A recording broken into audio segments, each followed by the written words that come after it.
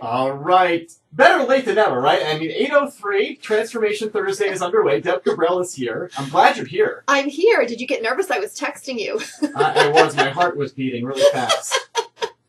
Well, today, Matt, we're going to talk about a to-do list. Do you keep a to-do list? No, I don't. You don't. How's that working for you? Ask my mom. Well, you know, I talk to lots of folks, whether it be working with people in their homes or at a corporate client, and a to-do list is really the quickest and most efficient way to increase your productivity.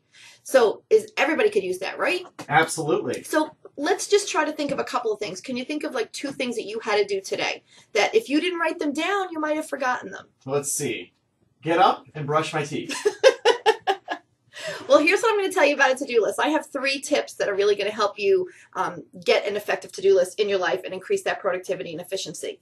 Number 1, you have to pick your style. Does that sound funny? Yeah. Now, well, some people really love digital. They're attached to their phones. They've got their iPads, their tablets, and some people like to use a digital to-do list. Okay. Other people still like that old pen and pencil. I've had clients say to me, I love that feeling when I cross something off and I feel the exact same way. Right. And then the third type would be a combo. And that's what I am. I do a lot of stuff digitally, but I still do like my paper. And I do like that feeling of, one's off the list. So you've got to pick your style. Number 2, when you're talking about a to-do list, you've got to be consistent. You can't say, well, I'm going to do it today, but I don't want to do it tomorrow. I might do it Thursday. You really have to be consistent. And does anybody know out there in TV land, radio land, I'm so used to be doing TV stuff. Well, that's happening to you. Yeah. How many people, forget? You just absolutely forget. You don't know what's next. You don't know what you have to do. This is a great way, this to-do list. So having that consistency is really important. And remember, it takes 21 days to form a habit. I've heard that before. Yeah, so if you do something for a week, that's awesome. You've got to push through and get to that 21-day mark. That's why a lot of the training that we do, we follow up with people at the 21-day mark to see if they're making those changes in their behaviors or their habits to make sure that they're sticking. So again, consistency in using the to-do list is very, very important. Are there any good apps that we can download to our phone? You know what? I don't use any apps. People ask me that all the time. I really don't have any good apps for to-dos, but I'll tell you one of my favorite apps of all times is called Keeper. I have that. Isn't that amazing? Yeah, I store all my passwords. Yes, I'm on that all day because, I have so many different things that I need passwords for, whether it's in my personal life or my professional life. There is no way I could remember all of them. And they tell you should not use the same user ID and password for everything because if somebody gets it, guesses it, there you go. Everything's out the window. So Keeper, when people ask me Keeper, and then my other favorite app for sharing and storing your photos is Forever. We've talked about Forever before. They're my good friends out in Pittsburgh.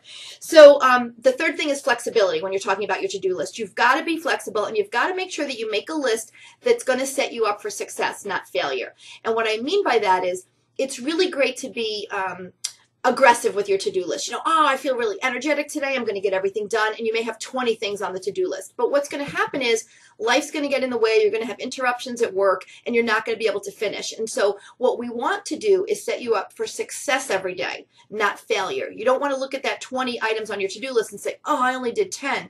What I'd rather see you do is have that 5 to 10 on there. And at the end of the day, be able to accomplish most of them and feel really good about your day rather than, walk away kind of negative. So making sure that you're flexible and you're putting just the right amount of items on the to-do list based on the other things you have going on during that day.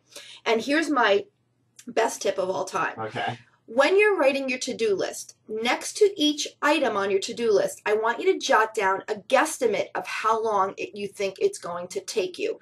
For example, if you have to write a letter, sometimes you can write a letter in 15 minutes, sometimes it's 5, sometimes it's an hour, depending on what you have to do.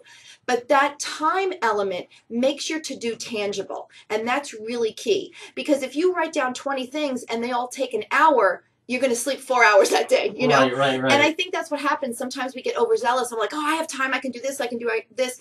But having that time element, what a guesstimate, it's going to take me 15 minutes. It's going to take me an hour. It's going to take me 10 minutes will help immensely. So I hope that helps everybody really create a to-do list and just make you feel better about what you want to accomplish in a day. And I always say your brain is for thinking, not for remembering. So that to-do list really helps you remember all of your tasks. That's good to know. Yeah, your That's brain kind is of for enlightening. thinking. I'm curious, how long is your to-do list? I'm really good about that. I have to tell you, it took me a long time to get there because I was one of those people that said, oh, I can do so many things. I don't. I look at my schedule, what I have going on, and I create to-dos. Like today, I only have 4. Oh, besides wow. my regular things that I have I scheduled. thought it'd be more like 44. No. Nope. Just things that I know I can accomplish. Wow, okay, because you're kind of like the Ryan Seacrest of decluttering. You're like in 12 places in one day. We try. We've got a corporate training today, so we're off to there next. All right, Deb Cabral, the DeClutter Coach, joining us for Transformation Thursday. What's your website, Deb? It's DeClutterCoachDeb.com, and then you can check out our television show's website, OrganizationMotivation.com, and our news segments, organizedin60seconds.com. And our website is light987.com. We're going to post this segment up there later this morning, all right? Great. Thanks, Matt.